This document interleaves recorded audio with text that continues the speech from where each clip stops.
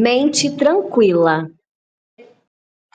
Até que aprendamos a glorificar a Deus com nossas atitudes durante tempos difíceis, não seremos libertos. Não é o sofrimento que glorifica a Deus, mas uma atitude santa diante do sofrer que agrada ao Senhor e lhe traz glória. O que agrada a Deus é nossa atitude paciente, não o sofrimento. Para nos encorajar em nosso sofrimento, somos exortados a ver como Jesus lidou com os ataques injustos endereçados a ele. Pense em José, que foi injustamente maltratado por seus irmãos. Eles o venderam como escravo e disseram ao seu pai que ele havia sido morto por um animal selvagem. Nesse meio tempo, ele foi comprado por um homem rico chamado Potifar, que o levou para sua casa como escravo. Deus concedeu graça a José, onde quer que fosse, e logo ele recebeu o favor do seu senhor. José continuou sendo promovido, mas outra coisa injusta aconteceu. A esposa de Potifar tentou induzi-lo a ter um caso com ela. Mas, como era um homem íntegro, ele não quis nada com ela. Mentindo ao seu marido, ela disse que José a tinha atacado, o que o levou a ser preso por algo que não havia feito. José tentou ajudar os outros o tempo todo em que esteve na prisão. Ele nunca se queixou, e como tinha uma atitude correta ao sofrer, Deus finalmente o libertou e promoveu. No final, ele teve tanta autoridade no Egito que ninguém mais no país estava acima dele, exceto o próprio faraó. Deus também justificou José no que dizia respeito à situação com seus irmãos. Eles tiveram de vir a José para comprar comida quando toda a terra estava em um período de fome. Mais uma vez, José demonstrou uma atitude piedosa, não maltratando seus irmãos, ainda que merecessem.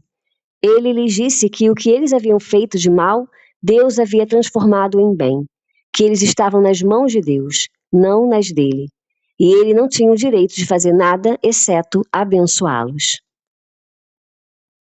E não tentemos a Cristo, não ponhamos o Senhor à prova, como alguns deles também tentaram, e pereceram pelas serpentes.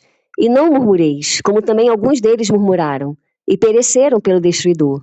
Ora, todas estas coisas lhes sobrevieram como figuras, e estão escritas para aviso nosso, para quem já são chegados os fins dos séculos. 1 Coríntios 10, 9 a 11. A mensagem é bastante clara. A queixa dos israelitas abriu a porta para o inimigo, que veio e os destruiu. Eles deveriam ter apreciado a bondade de Deus, mas não o fizeram, e então eles pagaram o preço. Queixar é definitivamente uma mentalidade de deserto, que nos impedirá de atravessar para a terra prometida. Jesus é nosso exemplo, e deveríamos fazer o que ele fez.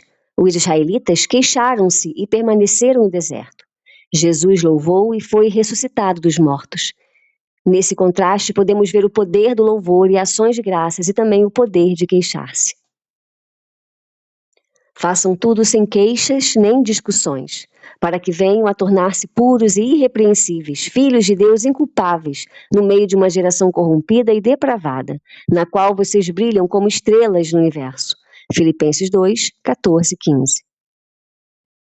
O apóstolo Paulo continua: não andem ansiosos por coisa alguma, mas em tudo, pela oração e súplicas e com ações de graças, apresentem seus pedidos a Deus. Filipenses 4, verso 6. Ele nos instrui a orar com ações de graças em todas as circunstâncias. A palavra não diz orar com queixas, ela diz orar com ações de graças. Descobri que a paciência não é a habilidade de esperar, mas a habilidade de manter uma boa atitude enquanto se espera. Você não irá adiante de maneira positiva enquanto seus pensamentos e sua conversa estiverem cheios de queixas. Resumo das páginas 203 a 211 do livro Campo de Batalha da Mente, de Joyce Meyer.